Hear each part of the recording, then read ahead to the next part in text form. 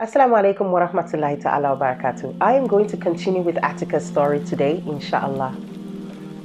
After Abdullah, Atika's husband, passed, she made a promise that she was not going to marry any other man. But the young men will not let her be. She was just too exceptional for them to leave her alone like that.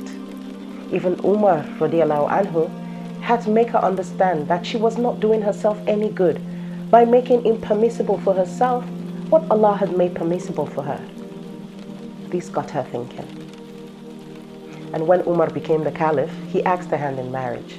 And she said, yes, yay! This was about 5 years after Abdullah passed. Some narrations say it was Ali who came to her on her wedding night.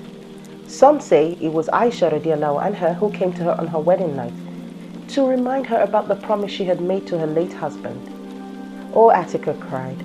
She cried her eyes out that night.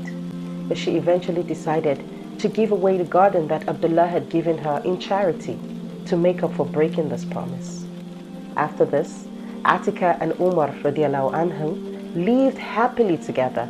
They had a son named Iyad. But this happiness was short-lived as Umar was martyred.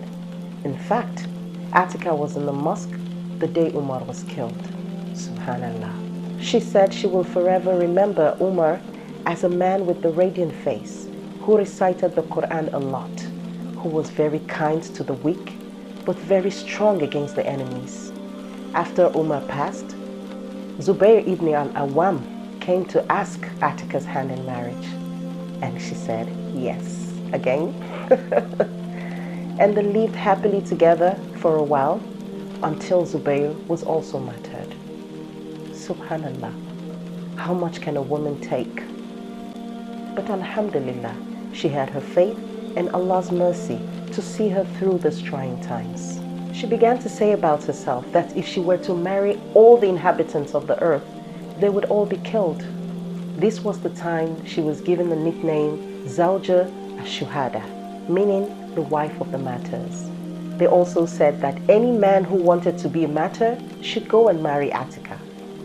But they weren't saying this to bring her down or to mock her or anything like that. In fact, these were words of praises for Atika, because at that time the men wanted to be martyred because they saw it as an honorable thing. This is why they were not discouraged from coming to ask her hand in marriage. Even Ali radiallahu anhu came to ask her hand in marriage, but she told him, I do not want you to be killed, O cousin of the Prophet. She kindly rejected his offer. Atika lived until the year 672 AD, when she passed during the Umayyad Caliphate. Thank you very much for listening.